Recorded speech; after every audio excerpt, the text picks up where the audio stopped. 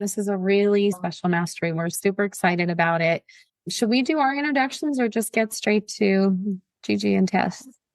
Everybody knows us, so I think they do too. no, we got a lot of talking to do today.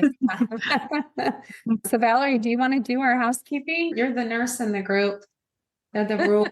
They make all the rules. I'm the rules. I'm not the rule follower. I can tell you that, but I'm the skirt by and no one dies on my shift. That's very important. You will live until I'm off work today. Okay, so housekeeping, just keep your lines muted unless you're speaking. Share stories, experiences, tips, ask questions. We really want this to be interactive. And a lot of times it's easier for you to just type that in the chat. And I think Lisa's already said hi in the chat. So if you type it in there, we will rewind and come back to you if we have moved on for a minute. We definitely check for questions. Make recommendations. Tell us what you want to know. We want to know. Oh, and what about customized leave behinds? Who's the winner? Or is there a winner? There will be. Oh, Annette. No, there will be. Yes. So in the chat, everybody that's here today, your name gets put in a hat, and we will pick somebody to receive a set of customized leave behinds with your logo, colors, and content information. And I will be giving away November. So put your name in the chat, say yes, and we will put you in the drawing and let you know at the end of the class soon who wins. Okay. Yeah. But you have to promise to send us pictures of you your stuff or what it looks like, what you came up with, because not everybody follows it exactly the way we present it. And you guys are real creative. We'd love to see what you do with it. So that's the caveat, is if you do this, then you have pictures. Okay, so we're going to get started because this is a really, like I said, it's a really exciting one. We have two very talented community liaisons here. And so we want to get right into it. We're going to pick their brain and ask them all the questions. And there will be some time for you to ask them some questions as well, because maybe you guys have some that we hadn't thought of. So our agenda, we're going to go over doing marketing right, fueling your private pay growth, a day in the life of result-driven marketers, proven referral building tips from successful home care marketers, effective marketing and outreach strategies, how successful marketing reps overcome challenges, supporting the liaison role, and then, of course, Lisa will have her beautiful October, November, December leave behinds. First, we're going to introduce them. So these two come from the Touching Hearts at Home franchise in Rochester and Syracuse, New York. We are going to introduce both of them, but their offices are ranked among the top 15% in revenue across the entire Touching Hearts franchise system. So what they're doing is they're killing it out there. They have a proven track record of creating meaningful connections and driving growth. Gigi, she's a community relations manager of Rochester, New York. As a manager at Touching Hearts, she's been there for over a year. She uses her 13 years of experience in senior care and sales to lead marketing and sales initiatives that have achieved a 56% revenue growth, surpassing previous years. She currently serves as the president-elect of a local senior care and services organization and is passionate about advocacy, collaboration, and making meaningful impact through community involvement. Welcome, Gigi. Then we have Tess is here as well. She's also community relations manager in Syracuse, New York. Tess joined Touching Hearts at Home in Syracuse in 2022, bringing her more than 20 years of experience in community relations within the not-for-profit sector. In just 3 years, her efforts helped drive a 107% increase in revenue. She holds a bachelor's degree in business administration and marketing and has a deep passion for creating meaningful connections and building impactful partnerships. So these two gals are the real deal. So get your notes, your note taking. Of course, you can always watch the recording, but I would get a pencil and paper out and get ready for their answers because they're going to be good. Some of the questions we're going to ask both of them, and some of the questions they're just going to one of them is going to answer. First question, guys. First of all, welcome. We're so glad you're here. What path brought you into the marketing liaison role in home care? Gigi, you want to go first? So I have been passionate about senior care literally since I was a child. I grew up with family living in senior care, and we would visit them multiple times a week my entire life. And so I always knew that I wanted to work with seniors. The last 13 years in the field, I have worked very closely with clients and residents. Prior to being in my role with Touching Hearts, I was working in senior living. So I really worked very closely with a lot of home care organizations, even though I was on the senior living side. So when I came into home care, it was an easy transition. Great, great. Was everyone able to hear, or was it, Or your volume might be a little low, Gigi. Yeah. or maybe a little closer to the microphone? I could hear most of it, but Yeah. just for the, do you want to talk again? Let's just make sure we can hear you. She's working on it. Okay, we'll let you work on that and we'll move on to Tess and then maybe we'll hear you. Okay, Tess, can you answer that same question? Okay, welcome everyone. Thank you for having me. So my personal mission, and always has been for 30, 40 years in working, is giving back to the community and helping people within the community. I worked in the not-for-profit area for well over 20 years and wore a lot of different hats, but the one that really prepared me for this position was working in development. And I helped with all of our major events. I helped with fundraising. I was getting out there and really talking to our community to bring in the money, make people aware, and telling stories. I'm a big storyteller, and I think that lends a lot to the job that I had and the job that I now have. I also, going into this position here with Touching Hearts at Home, was looking for a little more work-life balance, and that's exactly what I've gotten. So I'm meeting my personal mission, my work-life balance, and it all seems to come together. That's fabulous. That's great. Thank you for sharing, both of you. The next question is also for both of you. What does a day in a life look like for you? What is your day-to-day? What does it look like? Gigi, do you want to try? And let's see if we can hear you better too. Is better? Still Uh, sound far away. It still sounds far away, yeah. Oh my gosh, I don't know why. Just yell at us. Just talk a little louder and you'll be okay. Don't worry about it. How does this sound? That's better. Enough. If Yeah. Just loud. Yeah. That's good. Okay. Just talk loud. Yell at us. So a day in the life for me, I usually have anywhere between 2 and 3 meetings, depending on the day, and then trying to do some drop-bys close to where the meetings are in between them. So the key there is usually just constantly connecting with my community partners, whether it's email, telephone, text message. Basically, in between every meeting and every drop-by, I am also on my phone in one way or another, connecting with these people. Okay. And when you say meetings every day, who are those meetings with? Do you mean assessments or are they meetings Nope. with referrals? So usually referral partners. So actual sit down meetings, face to face, connecting with individuals who would eventually send us referrals. Perfect. Okay, great. Thank you for that, Tess. Very cool. So Gigi and I have the same title, but being in a little different demographic. We are quite a bit smaller than Rochester, but I wear a lot of hats. So a typical day for me is our staff meeting that we have to get everyone on board on who's doing what today, where everyone is going to be. And then it's either doing the same thing that Gigi just mentioned, going out meeting with our referral sources, doing a senior resource fair, meeting up with our networking group, our very large networking group, and talking to whoever will listen to who we are and what we do. I also do a lot of client care where I'm taking the inquiry, I'm talking to the families. Sometimes I'm going out and actually meeting with the families and or introducing care partners to the new clients that we have. So it's building those relationships as well. So for us, it's a little bit different, but it's all getting our name out there and what we do and the passion that we have for our company. Fabulous. Thank you for that. All right. And that next question, Gigi, what are the top 2 to 3 referral source types that you focus on and bring you the most referrals? So our biggest referral sources are rehabs and hospitals.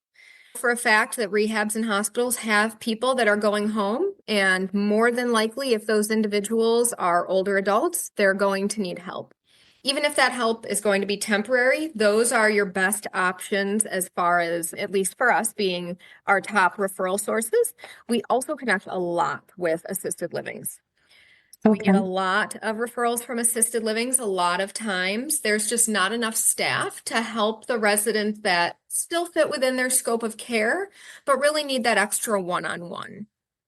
Okay. So for in assisted living, you're not replacing their staff. The families are hiring you because they need more one-on-one care. Correct. It really depends. Sometimes it's that they need that more one-on-one companion care. Other times, just for an example, we have seen that people will move into an assisted living and mom has always taken a shower every day. Assisted livings don't have the staff for that. So Mhm. we may be able to come in because in New York State, you, as long as you are a actual business and not a private companion, you are able to go in and provide care for someone who lives in a licensed community. So a lot of times there's different circumstances as to why an assisted living would want us to come in, but they're definitely a huge referral source for us. That's fabulous. And when you say rehabs and hospitals, so rehab, you mean like a skilled nursing facility? Yes. Have you also gone to rehab hospitals? Are those popping up where you are? So it all depends. There are rehab units in our hospitals. A lot of times, though, more often than not, if somebody is being discharged from the hospital, they're going to give them a short amount of rehab, just a day or two in the hospital, just to make sure that they're safe enough to be discharged, whether they're being discharged with help or not. So for the hospitals, for us, it's usually more emergency room or observation, or if they are recovering from any kind of surgery, and then rehabs that are located within skilled nursing communities, those are the rehabs that we would hit. Okay. next. Okay, good. That's good to know. Here in Arizona, we do have rehab hospitals popping up. And so they leave the hospital, the regular hospital, and they move into the rehab hospital. The rehab hospitals have been more open, more friendly, and much easier to get into than a regular hospital. So just for those of you listening, that might be an avenue. I think we have in the last 3 or 4 years, we have 5 pop up in the Phoenix metro area. So just something to keep in mind. Thank you for that answer. It's fabulous. Of course. I think the next question is for Tess. What is one lesson you learned early on that still guides you today? So I have one answer ready for that, but I think I'm changing that. So really it is the relationship building.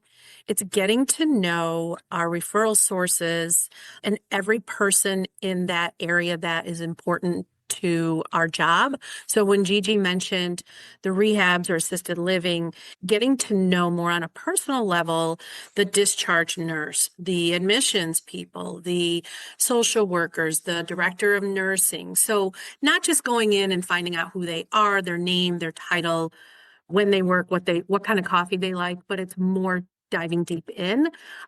I want to say the first 18 months, maybe 2 years of being here, and I've been here almost 3 years, I was going out on so many coffee and lunches with an individual just to sit and get to know them on more of a personal level. And it has led to some really great friendships.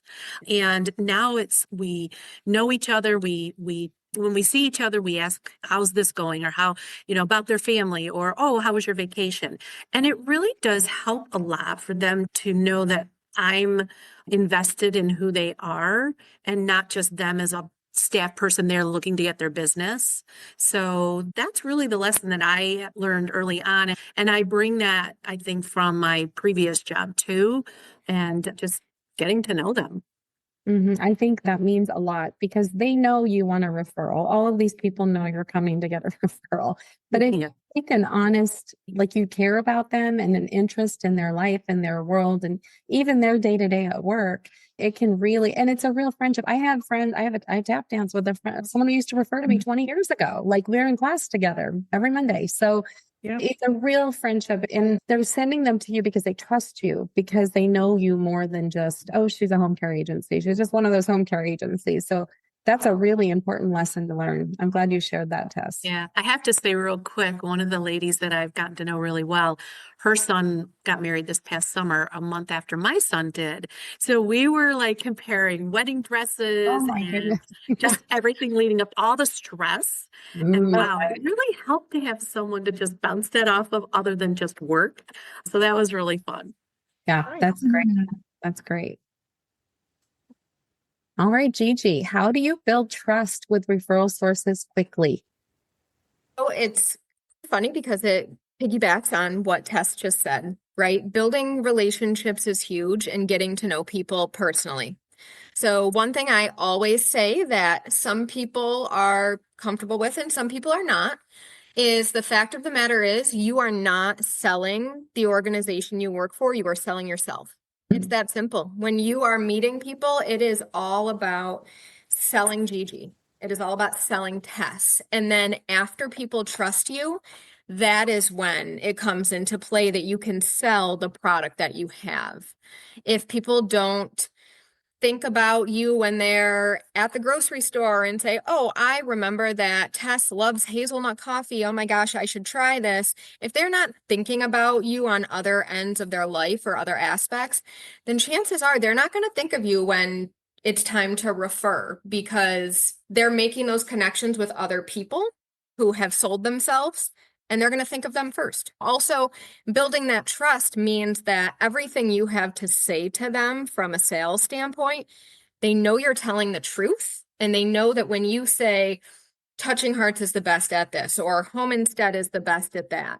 Well, I trust Tess, so I know she's not BSing me, so to speak, and just giving me her sales pitch. She is actually telling me what is going to happen. And I know that if this doesn't happen, or Touching Hearts doesn't perform the way I want, I can call Gigi and say, this is what's going on. We need to fix it. So it's really all about building that trust and selling yourself first. That's Great great. What I hear both of you saying is these aren't surface level relationships. Correct. Right. And you're not worried. It doesn't sound like about the referral when you walk in to meet somebody. It's more about establishing that trust and that relationship. And that's where your focus is. And you truly do want to get to know the person and they can sense that from you. So I would agree 100% with everything you guys were saying. Absolutely. Yes. Yep. 100%. Definitely. Okay. Tess, please share your getting past the gatekeeper tips. Oh boy. I don't know if you can all see. She looks like what is that Home Alone kid? Oh, Yeah. so this is, and I have to say, this goes back to my training over a year ago that we must have talked endlessly, Annette, about how do we get past the gatekeeper? It's like they want you to give me their name. So I have accomplished getting past most gatekeepers. Still working on a few, which is fine because it's a challenge. And you know what? It just, at the end of the day, does all you have to do is just smile at them and say hi. But really getting to know their names. And when you walk in and you think they're calling the person that you want to talk to. I don't know if they're really calling them or not. And then they just say, I'm sorry, they're on the phone, or you can't come out right now. I don't know. I'm not on that other end. But I always make sure that I know their name. I'm like, you know what, Millie, thank you so much for trying anyways.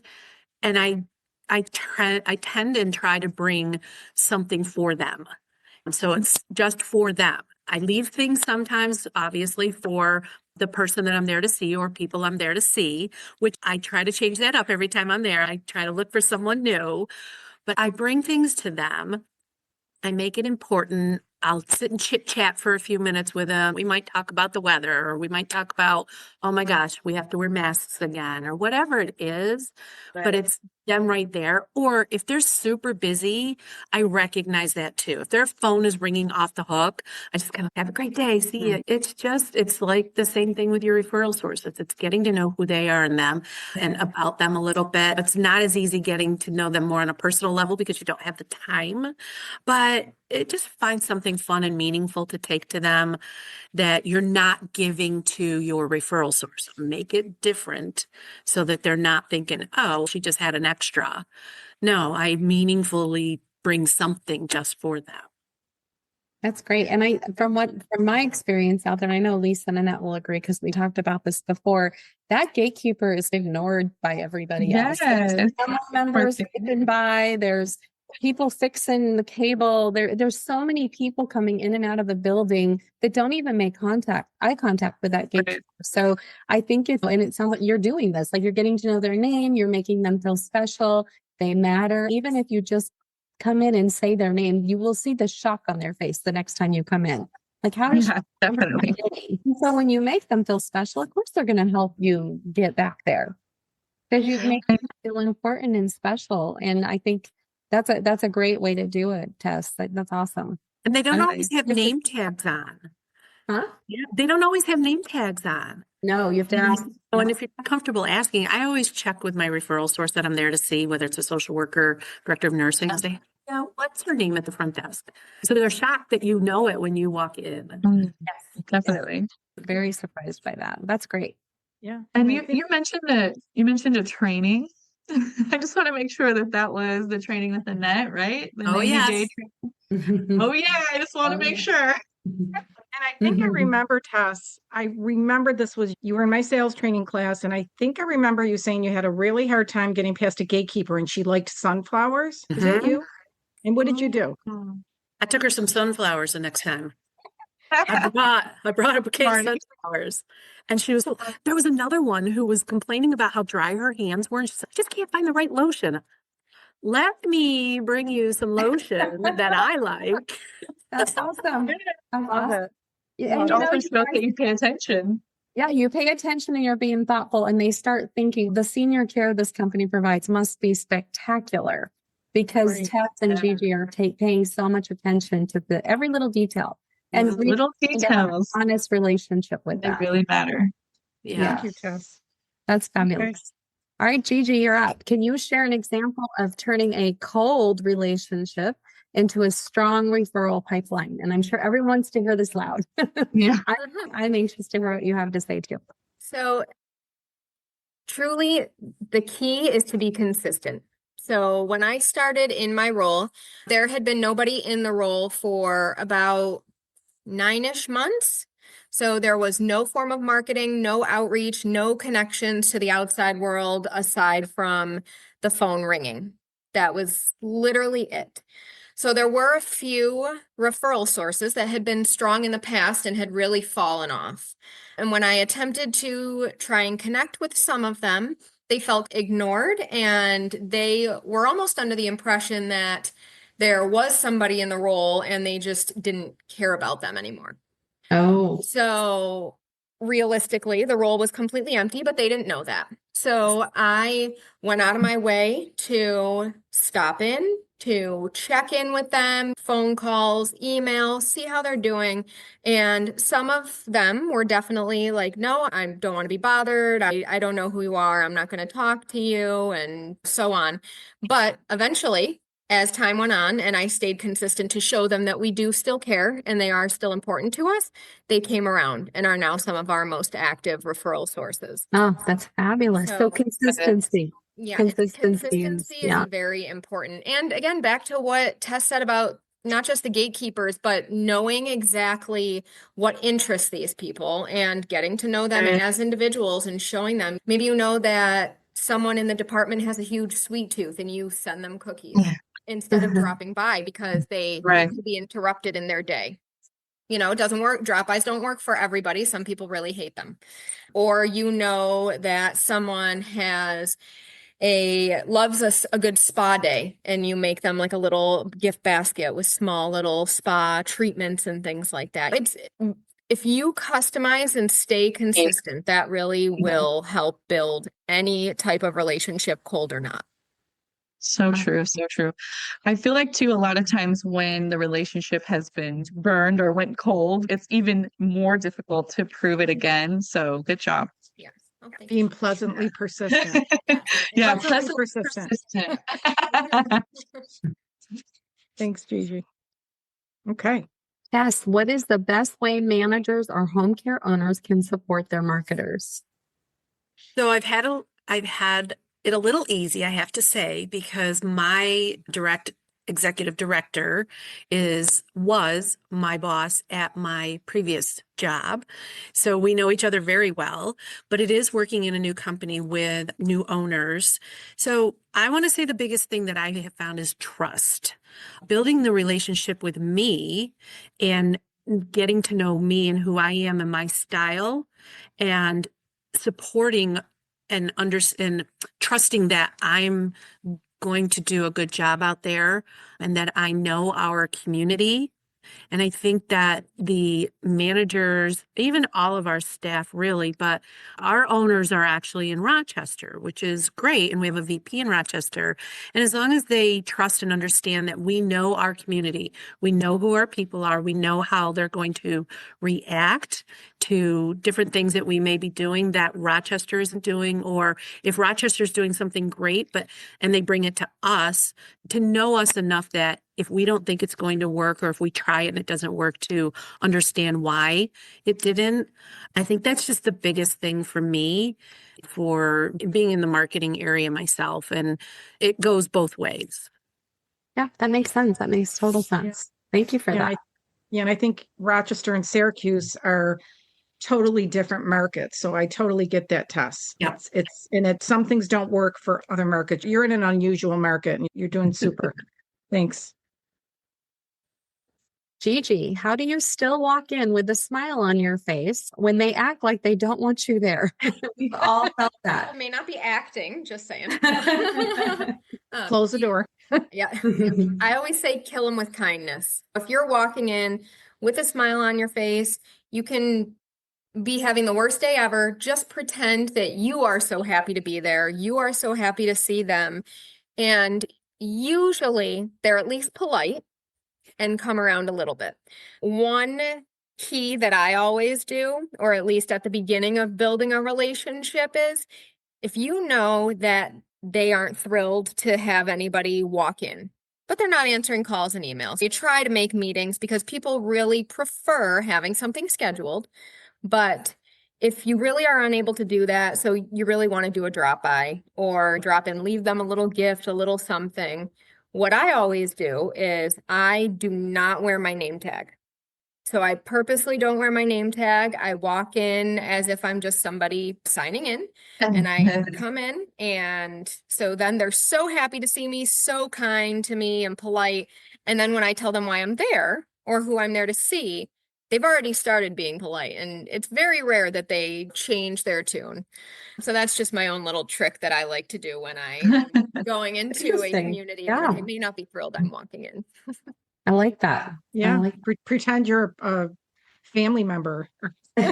Sometimes you got to go a little beyond It's hard to stay motivated and positive when you're, for me anyway, when I'm going and I see that face every time, oh, she's here again, and she was just here again. And they even say, you don't need to come every week. I know who you are.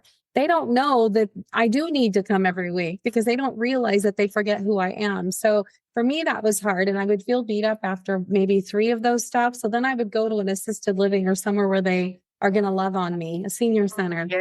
And I would get back up again, and then I could get my smile going. But I like your idea too. Yeah. Tess, which marketing tactics consistently bring you results? So always face to face is the best. I like picking up the phone. I don't like texting. I don't like emailing. There's sometimes I'll sit there and start to type out an email, but I really like to talk to people on the phone. And I find that works really well, because they actually will answer my calls sometimes better and faster than if I send them an email. Face-to-face again is always preferred. I love face-to-face. I love chit-chatting. I took a training years ago in my old job called Listen First, and I bring a lot of that with me.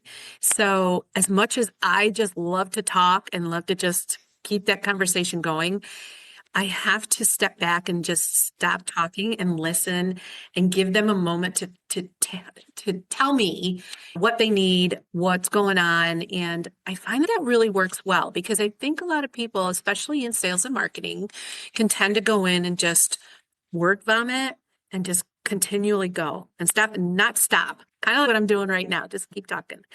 And if you just pause and let them have the floor, I find I can get so much more out of them, and it helps on the phone and it helps face to face. Yeah, I agree. The listening is really important, because there's little clues in everything they say too. Like, you might find out that the director of nursing is very involved in discharges at this one SNF. Maybe you weren't even going to go pay her a visit. There's all kinds of little things that they say when they're talking that you can pick up on too. It's a great tip. I like that. Yeah, it's great. Gigi, what % of your time each month do you spend on networking or events?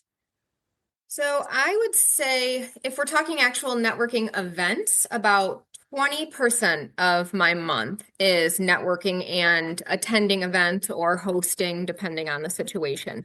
But if we're talking networking as in connecting face to face and having any kind of meetings and whatnot, majority of my month is made up of one-on-one meetings. Okay. Okay. And so for networking events, what I see, and this says networking / events, so I can see we didn't really say the word networking events. That's where something's being hosted at an assisted living and all the home health and the hospice and they all come to those. How many of those do you go to a month? Probably an average of between 3 and 4. Okay. As far as actual events a month. And what is your goal by going to those? Do you get referrals from those? Do you? It all depends. So sometimes referrals come out of them, of course, but it's more so about people seeing you. More often than not, you're going to build those relationships at these networking events, right? These meetings, when you go get to meet people one-on-one, they may be busy and you have the meeting with them, you go over your information, their information, and then at the end of the meeting, you leave. So if you haven't had the opportunity to network with them prior, you may not have those personal talking points yet. If they're at this event and you're at this event, you're all on the same timeline and you're all trying to build those connections together. So people are also a lot more receptive to wanting to talk to you and wanting to get to know you and give information about themselves. Yeah, that makes sense because that's the whole purpose of the meeting. So you're going to have more of that talking with them. That's a good point. Okay, thanks. Next. Yes. How do you stay top of mind with referral sources without coming off as pushy? I think we talked about this a lot already, but it's really just being genuine. It's going in, being yourself, showing them who you really are, showing them the passion you have for your job, your company, their clients, their residents, their patients, and then it comes back to our clients too. So really just being genuine. Yeah. Yeah. And I think you have to be willing to put yourself out there. It's vulnerable sometimes because sometimes you meet a referral source and you think, I don't know in real life if I would like her. Like sometimes it's just not the same. And you have to figure out how to make that work anyway. And so there is some vulnerability in this too, I think. Yeah. Yeah. All right. Okay. Next one. Gigi, when referrals slow down, how do you jumpstart the flow again? So I always start to brainstorm new ideas or new initiatives. So if things start to slow down, the first thing that I'm thinking is, okay, what is something that I can offer to our referral sources that I haven't done in a while, or I think they'd really enjoy? Can I host an event, or can I come up with a new drop by or start a raffle or a poll on social media? Any type of idea that can get people engaged all over again. And people love, I hate to put it this way, but they love what you can do for them, right? Whether we intend it or not, it's a what's in it for me kind of scenario. So most recently, I came up with the idea to do what I've been calling back to school breakfast presentations. So I reached out to a bunch of our strong referral sources, especially people that have always been strong referral sources, but have not really given us anything lately, and said, hey, I would love to come in, chat with your team, bring breakfast. And everybody is struggling with back to school. We know how it is. So they're probably not having breakfast, getting their kids on the bus and rushing out of the house. Let me bring it to you. And so it was a little bit more of a kind of casual presentation, standing there, serving them lunch and getting to talk to everybody about touching hearts. But I ended up doing about 10 of those, and they were all scheduled between September and October, because I do have some still in October, but all 10 of those were scheduled within 3 days of me sending out those requests. Wow, good for you. So They love food. They love really, food. and now we're about to have a record week. So it really has. That's really great. You just got. Would you say it's still probably early to know, but did you get some referrals after that from them? Yes, we did. Yep. Perfect. That is such a great idea. I love that because they are exhausted. Anytime, every time they're going back to school, they're tired. Everyone's getting up early again and getting people ready for school. It's a lot. So that's genius. I love that. Yeah, very That is, creative. that's a really great idea. Very Yeah, I like that too. That's really Good. thinking outside of the box. No, I haven't had breakfast since my child started school, so I'm sure nobody else has either. That's Yeah, right. I haven't had breakfast since 19, I don't know when. Okay. Tess, what's the biggest challenge in your role today? Because we are a much smaller community here than with Gigi, and I love and appreciate that she has so many meetings lined up and can get in there as much as she does. That's a challenge for us here. We don't have as many places. I feel like I've exhausted some places, but we continue to go into every community, every facility, every building that we possibly can. Really, my challenge is getting those meetings and then figuring out the different items or different information packets to bring every time. So we try to change it up. I don't get into them weekly. I get into them every other week. I split it up. So I'm still out there and I'm going to a lot of the community networking and events and everything. But the challenge is getting those meetings set up. It really is. And they don't take your calls, like you said, and they don't want to meet. They're tired. So we're working on it. It's getting better. Yeah, that can be tough because they think, oh, another meeting. And so Yes. yeah, it can be tough. And they don't return the call and they don't respond to the email. And Yeah. it can be really challenging. Thank you for sharing that. That's Thank you. probably a big one for everybody. Gigi, what's your approach when a referral source declines or selects a different agency? How do you move forward from there? Me, I always just say don't take it personally. I know a lot of places here in Rochester do have very specific rules on how many organizations they're allowed to refer to, meaning they have to refer to a minimum of 3, right? And so some of them might say, here is my list of 3 that I'm going to recommend. Call this one first. And they would say to call Touching Hearts first. Some people are comfortable doing that. Some people are not.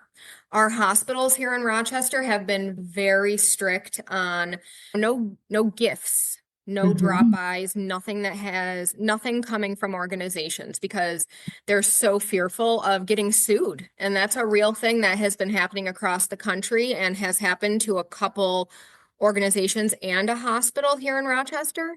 So when my referral sources potentially refer somewhere else, you just don't take it personally. You just keep moving along and you understand that business is business.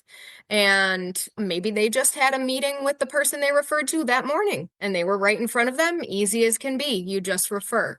So you really can't take it personally because that tension and that bad blood is just going to affect the relationship in the long run. And I would say too, it doesn't mean it's over for you either. Because I had a marketer, oh, she's referring to so-and-so now. And I'm like, no, that's not what this means. No. Yeah. That's good. And not taking it personally is a very big deal. Yeah. And it's hard not to sometimes. You start thinking, when was the last time I was there? And what was that conversation like? And did I offend her? And your mind just starts whirling, but it is just business. And it could be that her boss walked in and said, you've referred to Gigi the last 3 times. You need to start mixing it up. And that used to happen to me all the time when I was in senior living. It was, you've referred to them multiple times and this organization found out that you only referred to them. So now we need to try and refer to others. And it really is just business. It doesn't mean you're out of the game. It doesn't mean that they're not thinking of you and don't want to refer to you. As long as you keep going and building that relationship, it's not end game. That's right. Yeah. I love that. Tess, can you share a time when you had to pivot your approach and it worked? There's lots of times. Yeah. So I'm going to go back to trying to get those meetings. At the end of last year, I sat there in December thinking, okay, I have to figure out something new and innovative going into the new year that people are really going to latch onto and want to be a part of. And maybe that'll get me in their building. So we launched Heart to Heart Tours, and it's an in-depth tour of a community facility building where we go in and take lots of pictures, learn everything about their community, and post it everywhere and tag them. And just saying that has gotten our foot in the door in a lot of places where we might not have gotten tours before, or we've had them, but they've been very short and abrupt. Oh, here's this, here's that. Do you have any questions? So now, not just the sales and marketing person in those communities, but it's been other people that have really taken this on, whether it's the executive director or the social worker, sometimes even the activities director, because they really want to showcase and highlight the special things that they're doing in their community.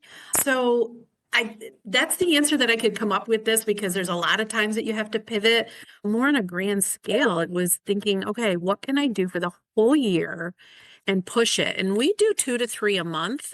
There's been, in the summertime, it slowed down a little bit, but we've stepped it back up for the fall. And it really has helped us, but it has helped them too. And again, tagging them and knowing that they're going to be all over our social media pages has really helped them.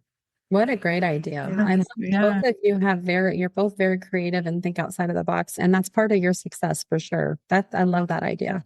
Yeah, I see that's them really all cool. over Facebook and LinkedIn, Tess. It's a great idea. I think and it's simple, and Definitely. you do beautiful pictures. It's awesome. Thanks for sharing. Gigi, how do you maintain motivation when results are slow or not meeting your expectations? So the key is to keep up momentum. So just keep swimming is what I always say. You got to keep going. So sales, especially when you are dealing with any form of care or any form of like older adults in general, it ebbs and flows. It's that simple. So going into the winter, if you are new in home care or working with seniors, you're going to find that things are going to either increase like crazy because so many people need help and their children are coming in from out of town for the holidays and seeing it, or they're going to drop significantly because people are going way out of your scope very quickly. And that is the trend with senior care and selling any type of senior care. So you just got to keep your initiatives going. Don't stop. If you come up with new ideas, great, but do not stop what you're doing. Don't stop your drop-offs. Don't stop trying to connect with people. Statistics over the last however many years have shown that typically it is 1 to 6 months after the action that it becomes fruitful when connecting with people. So if you're out there having a meeting and or you have this great big event for the holidays, chances are your referrals are going to start coming in from there 1 to 3-ish months after that. It's not going to be the next week. So if you have this wonderful event and a month goes by and nothing has happened and you think, okay, that's it, things are just going slow, that's not the case. So just don't stop, keep going. Yep, That's why now is always the time. Yeah. that's right. Yep. That's great. Tess, what metrics or reports are most meaningful for showing success? So we use monthly activity reports that has a lot of different categories on it. It has goals, it has actuals, it has, like, for instance, like we list our first contacts for the month. So anyone that we have met for the first time that hasn't referred to us yet, so that we can look and see, okay, how do we massage that relationship? How do we hit all our touch points every single week with them? We also have on there follow-up. So follow-ups could be whether it's by email or phone calls or face-to-face. So there's a whole list of activity on there that we do, that we follow, that I really appreciate, because it keeps me on board. And when I look and see, oh my gosh, I didn't have such and such community on there in the past week or so, I need to have a touch point with them. We do monthly metrics, which is really interesting as well. So it'll have all my monthly activity report numbers on there, but it also has our gross profit and the number of hours per care partner and per client. And it's just so interesting. And it has HR information on there. So going all over all of those numbers as a team here is very interesting, in how when one piece of our metrics is down, you can see the reflection in another metric of someone else's. And isn't that crazy? Yeah. it's just amazing. It's, oh my gosh. Okay. So we pull together as a team when we're looking at all of that and say, all right, how can I help you? What can we do to increase your numbers that ultimately will increase my numbers?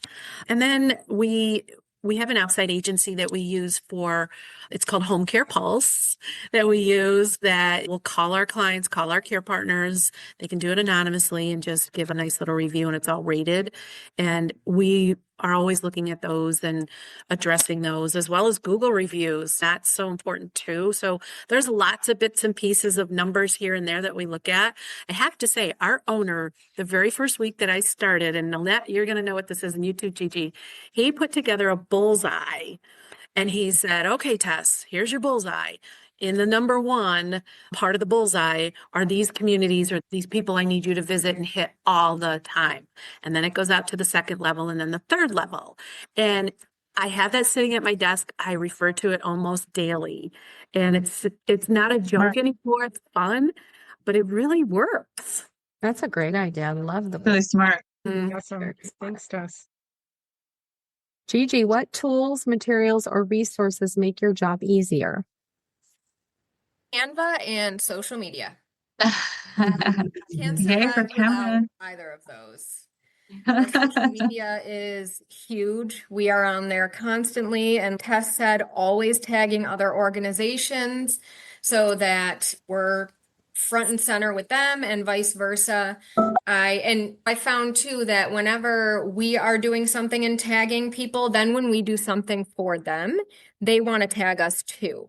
So just as an example of something that I actually got the idea from my sales training with Annette last year was the giant posters. So I did these giant posters and I took a little bit of a different spin on it. And I did bring them to some assisted livings and rehabs, and they loved it. And then I also brought them to some of the schools that we work closely with that I know have a lot of grandparent involvement. And my daughter, her school being one of the 4 that I bring them to, she's at a different school this year, and the old school still wanted to be completely involved, even though we are not there anymore as a family. So it really, the social media is huge. They're still tagging us in things, and we are tagging them. And we do LinkedIn, Facebook, and Instagram. All of those are awesome. And then Canva, I make everything on Canva. Literally cannot live without Canva. Emails, That's fabulous. videos, posts, all of it. Love it. Fabulous. Okay, I'm going to move this on. Valerie, do you want to? I have another meeting I have to jump onto. Valerie, you want to continue asking these lovely ladies these questions? Have fun, Dawn. Or I can continue, Dawn. Okay. Or thanks, guys. So sorry. Bye. Thank you. Bye. Bye, All Dawn. right. You're on, Annette. Okay, so this is for both of you. You both completed our 90-day sales training. What was your experience? Yep. So for me, what I found, it was an amazing experience. The training was awesome. And what I found interesting is I have been in the industry and in a role like this for about 13 years. So for me, having been a veteran sales professional, so to speak, I still learned so much and had so many great ideas from it. And obviously with my answering the last question, I'm still using ideas from it all the time. Great. Thanks, Gigi. Awesome. Tess. Mhm. I did what Gigi said. It was an amazing training, and that's why I continued on with the every other week calls that you have, because it's just so informative. I think the support of Annette and your whole team, as well as everyone that was on our training, and we could bounce ideas off each other and just give kudos for doing this or doing that. And then, of course, the updates on your, is it the website? It's where, yeah, where you're Form. showing off all the drop-offs and everything that Yeah, people are the doing. form. And that support right there is just, it's incredible. And it just really helps us validate what we're doing and that it really is working and other people are doing that. Or it shows the challenges that we have too, and Right. being able to bounce that off of each other. So it's just been amazing. I suggest it to everybody if I could. Great. We love Awesome. having you in it. Thank you. Definitely. All right. This is for Gigi and Tess. What is the most important thing that you've answered it, but can you pick one thing that you gained from the sales training that you still follow today? Pick one thing out of the training. Gigi? That's a really hard one. Honestly, just so many of the tools that you were able to provide for us. Again, I still use those ideas constantly Great. and people love them. They respond well to them. It's not just about you designing a tag for a drop by. It's not just about that. People love the ideas of the coffee on us tags.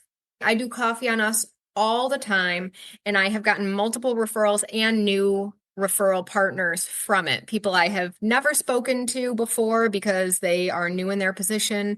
So really just that whole creativity side, I still use every day. Awesome. I love those coffee tags. Tess, do you have anything to say? So great. Yeah, I Mhm. love the tags too. I think Lisa, you do a great job with Lisa those. creates them. Oh my gosh, they're incredible. And we might tweak them just a little bit, but they're perfect. And I think again, to just reiterate the support that we can give we've learned to give the communities and their staff and also our own staff. There's been some caregiver information in there too that we've been able to pull and use, and Yeah. our staff really appreciate that. Awesome. Awesome. Thank you. All right, so these are our last. We had a fun question for each one of you. Gigi, if you had to sum up home care in one word, what would it be? Relationships. Love it. It's great. And Tess, what is the best piece of advice that has shaped your career? It's a little funny and it's a tiny little story, but so my son went to Springfield College in Massachusetts. In his very first week, he called me and he said, Mom, he says, you can't step outside your comfort zone anymore. And I said, okay, why not? He said, because we're not allowed to. And I said, what? You can't step outside your comfort zone? He said, no, you have to expand your comfort zone because if you step outside, it means you can come back in. So you have to expand your comfort zone and it just gets bigger and bigger. And I have used that in my previous job with teenagers. And I continue to use that because I just think it's such wisdom. Love it. Right. That's, All yeah, I right. like that too. Thank you. Gigi and Tess, I can't tell you, I just loved, this was great. And I think it's everything you said is so informative. We have a lot of people attending that are marketing liaisons or managers or EDs that are out there marketing. So it was really helpful. And I think really shows a lot of it is that relationship building, getting those referral partners to getting closer with them and hoping that you're going to be the agency of choice, so Right. you both have done a great job and you're doing really well in both of your agencies. So great job. Thanks again. Yeah. Thank You you. guys. Okay, so speaking of sales training, we just opened up October 16th and October 28th. We do have spots open. If you are interested, please let us know. We would love to have you. It's 12 weeks, once a week per hour. And I like to say that I spoon feed you, which I think is very helpful. Each week we hold you accountable. We give you little homework. And I just love seeing the success from everybody that takes the class that puts forth the efforts that we teach you. Hey, thank you, everybody. It was a great session. Have a good rest of your See you guys day, next everybody. time. Take care. Bye-bye. Hi, thank you.